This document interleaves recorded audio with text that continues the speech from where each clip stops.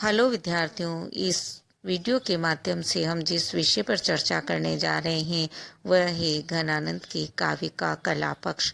कला पक्ष क्या है? किसी भी काव्य को जब हम पढ़ते हैं तो उसके दो पक्ष होते हैं, भाव पक्ष और कला पक्ष। भाव पक्ष का अर्थ होता है वे भाव जो कवि हमारे तक पहुंचाना चाहते हैं, और कला पक्ष होता है जिस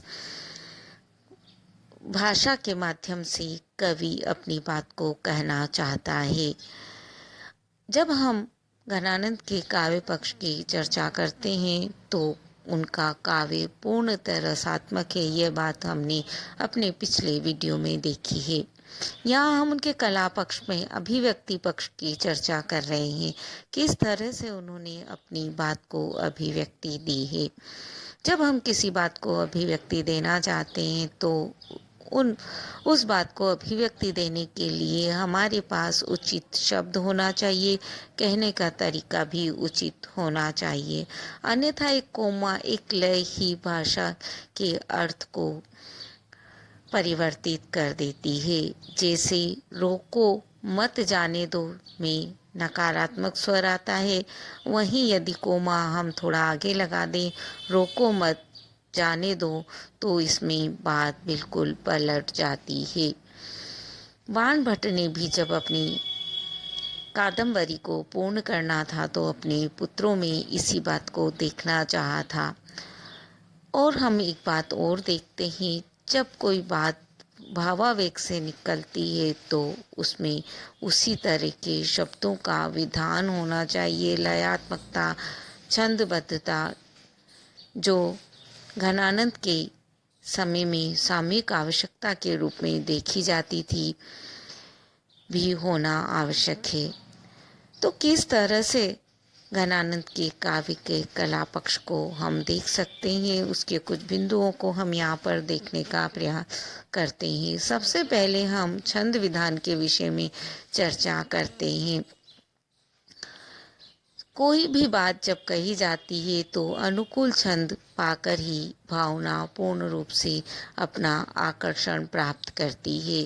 क्रौंचवध के प्रसंग को हम सभी जानते हैं, किस तरह से क्रौंचवध को देखकर वाल्मीकि के मन में बात उठी थी और अनुष्टुप छंद के माध्यम से वह अभिव्यक्त हुई थी। जब हम घनानंद के काव्य में छंद विधान को देखते हैं तो कवित्त, सवैया, दोहा और सोठा छंद उनके प्रिय छंद रहे हैं। उन्होंने सर्वाधिक जिस छंद का प्रयोग किया है वह कवित्त व सवैया छंद है। उन्होंने दोहा और सोठा का प्रयोग कहीं कहीं किया है। जब हम उनकी पदावली में देखते हैं तो कवित्त उनकी पदावली के जो छंद हैं वह पूर्णतः कवित्त के अंतर्गत आते हैं। इनकी इश्क लता में दोहे और अरिल तथा निशानी छंदों का प्रयोग हुआ है। इन्होंने अन्य भी कुछ छंद प्रयोग किए हैं। छंद वैविध्य का गौरव इनके अंतर्गत मिलता है। इनके छंद की जो विशेषता मुख्य रूप से दिखलाई देती है वह है इनके छंदों में नाद सौंदर्य और लय का अद्भुत समावेश मिलता है। इनके छंदों में संगीतात्मकता के कारण हृदय के तारों को झनकृत कर देने की विशेषता विद्यमान है। हमने इनके बहुत से पद पढ़े हैं, हम इनका कोई सा भी पद उठाकर देख लें, वह पद इस तरह की भावना से परिपूर्ण मिलता है। अति सूदो सने को मार्ग है, जहाँ नेको सयान बाक नहीं, तहाँ साच चले तजे आपन पो, कपटी झचके न निशांक नहीं। हमने ये पद उनका व्याख्या में भी देखा था, उदाहरण में हम यहाँ उसे देख सकते हैं। अब बात आती है अलंकार विधान की। जब हम अलंकार के विषय में चर्चा करते हैं तो इस बात से इनकार नहीं किया जा सकता कि अलंकारों के बिना भी बात कही जा सकती है, परंतु अपनी बात को स्पष्ट करने के लिए और काव्य में सौंदर्य लाने के लिए अलंकारों का प्रयोग किया जाता है। अनुप्रास, यमक, श्लेष अलंकारों का प्रयोग घनानंद ने बहुत किया है और इससे उनके काव्य में सुरीलापन आया है। उनका काव्य के सौष्ठव में वृद्धि हुई है।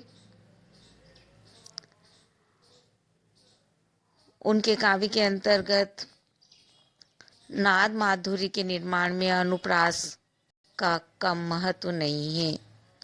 अर्थालंकार के प्रयोग की जब तक बात की जाती है तो काव्य में अर्थ गौरव उत्पन्न होता है, इससे तथा वक्रता की सृष्टि होती हुई दिखलाई देती है।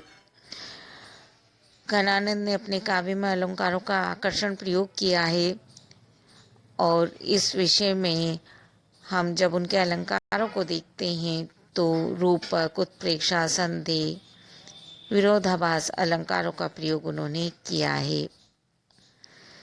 हम उनके उदाहरण देख सकते हैं। इस दृष्टि से हमने बहुत से पद पढ़े हैं, आप उन पद में से कोई भी पद इस तरह का उदाहरण में दे सकते हैं। रूपक अलंकार को हम यदि इस दृष्टि से इनके काव्य की दृष्टि से देखना चाहें तो हम घनानंद के काव्य में रूपक अलंकार की स्थिति को देखते हैं। अधिक बधिक ते सुजान रीति राव रोहे, कपट चुगो दे फिर निपट करी बुरी। उत्प्रेक्षा के उदाहरण भी इनके काव्य के अंतर्गत मिलते हैं। उपमा के उदाहरण भी हैं। हम उपमा का एक उदाहरण यहाँ पर देखते हैं। जान प्यारे जो अब कहूँ दीजिए संदेशो, तो अब आवा सम कीजिए चुकान तिही काल है। यथासंख्य का उदाहरण भी उनमें मिलता है। बिछुरे मिले मीन पतंग दशा, कहाँ मोह जी की गति को पर से।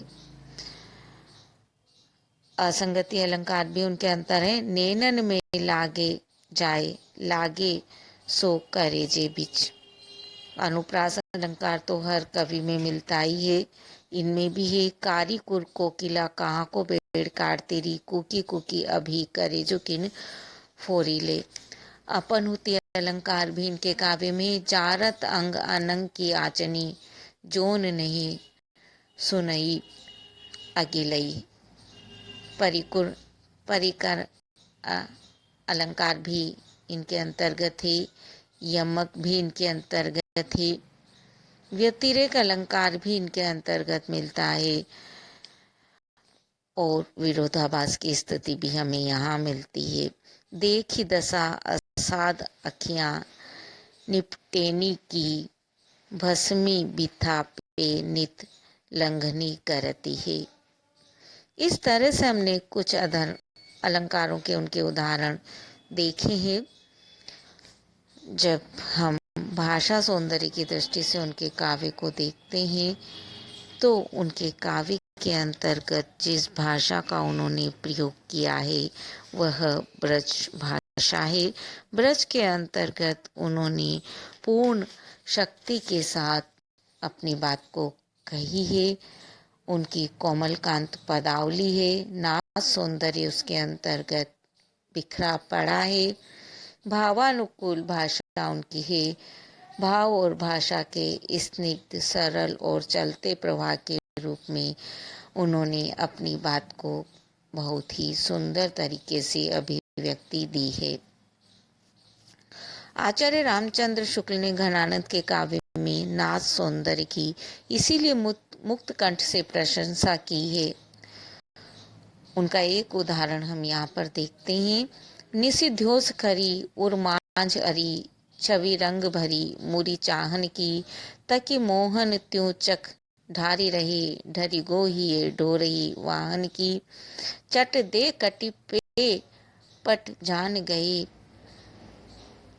गति सोमति में अवगाहन की। घन आनंद जान लख्यो जपती, जक लागी मोही कराहन की। इनके अंतर्गत काव्य में प्रयोग व चित्र भी देखने को मिलता है। उक्ति की विलक्षणता इनके अंतर्गत है। लक्षणाओं के प्रयोग से इनके कथन में वक्रता का बहुत अधिक समावेश हुआ है।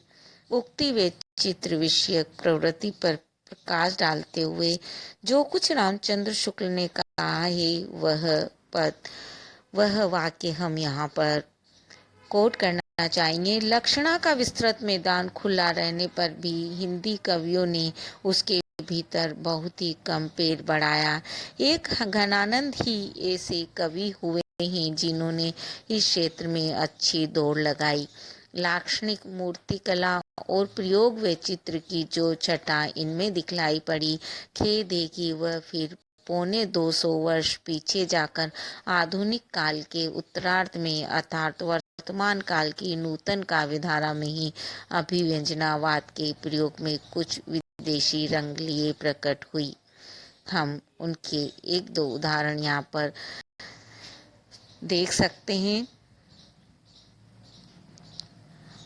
और वह उदाहरण इस तरह से, उगरो जग छाए रहे घन आनंद, चातक जूं तक ये अब तो। उन्होंने इस तरह की बात अपने काव्य में कही है। गति सुनी हारी देखी यकनी में चली जाती, थिर चर दशा कैसी ढकी उघरती है। वाक चातुर्य भी उनके काव्य में बहुत अधिक देखने को मिलता है। वाक चातुर्य की दृष्टि से जब हम देखते हैं तो उन्होंने कितने अधिकार से अपने प्रिय को कहा है, तुम कौन सी पाटी पढ़े हो लला, मन लेहू पे देहू चटाक नहीं। इस तरह से अपनी बात को उन्होंने बड़ी चतुरतापूर्ण शब्दों में अभिव्यक्ति दी है।